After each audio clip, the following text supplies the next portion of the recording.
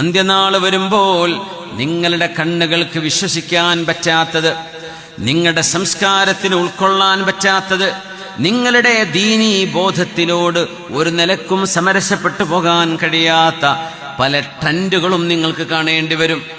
പല ട്രെൻഡുകളും ലോകത്ത് വരും.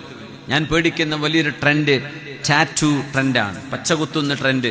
നമ്മുടെ കുട്ടികളെ ദേഹത്തൊക്കെ അത് കാണാൻ തുടങ്ങുമോ എന്ന് വല്ലാണ്ട് പേടിക്കുന്നുണ്ട്. ഇപ്പോൾ വളകളും ചരടും അതൊക്കെ ആയി തുടങ്ങി.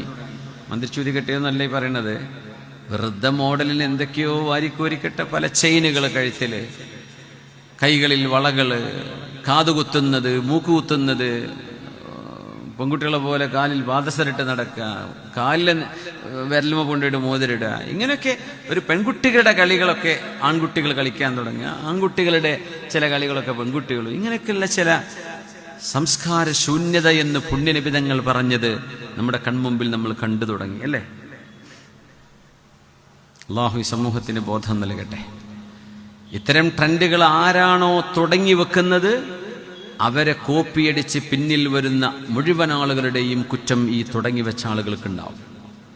ആണ് പെണ്ണാകുന്ന പരിപാടിയും ആണും കല്യാണം കഴിക്കുന്നതും പെണ്ണും കല്യാണം കഴിക്കുന്നതും ഇതൊക്കെ ഒരു അച്ചടക്കമുള്ളൊരു സമൂഹത്തിൽ ആരതിനെ ബ്രേക്ക് ചെയ്തുവോ, ആരാണോ ഈ നോംസിനെ ബ്രേക്ക് ചെയ്തത്, അത് പുരോഗമനവാദമൊന്നും ചെറുപ്രായല്ലേ, മക്കൾക്ക് വലിയ ബോധമൊന്നുണ്ടെന്ന ബോധവും വിവരവുമുള്ള പണ്ഡിതരോ ജ്ഞാനമുള്ള ആളുകളോ പറഞ്ഞുതരുമ്പോൾ ഒന്ന് റെസ്പെക്റ്റെങ്കിലും മനസ്സിൻ്റെ ഉള്ളിൽ ഉണ്ടെങ്കിൽ അവർക്ക് എന്തെങ്കിലും തൗഫീഖ് അല്ലാഹു കൊടുത്തതിന് അറഗൻസാണ്. അവരൊക്കെ ആരാ പറയാൻ? അവരൊക്കെ വാദത്തിനെതിരാണ്, അവർക്ക് ലോകം തിരിയില്ല, അവർ അപ്ഡേറ്റഡ് അല്ല.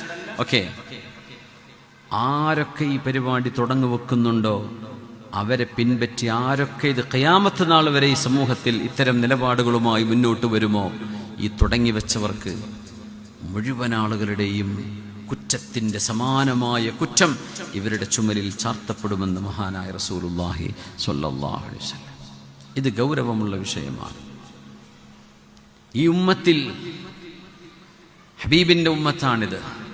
ആ ഉമ്മത്തിൻ്റെ സുശക്തമായ, സുഭദ്രമായ, മനോഹരമായ സാംസ്കാരിക പ്രബുദ്ധതയുള്ള ആ മതിലിൽ ആദ്യത്തെ വിള്ളലുകൾ ഉണ്ടാക്കിയവരാരോ അവർക്ക് അവരുടെ പിറകെ വരുന്ന ആളുകളുടെ പാപഭാരം ഏറ്റെടുക്കേണ്ടി വരും.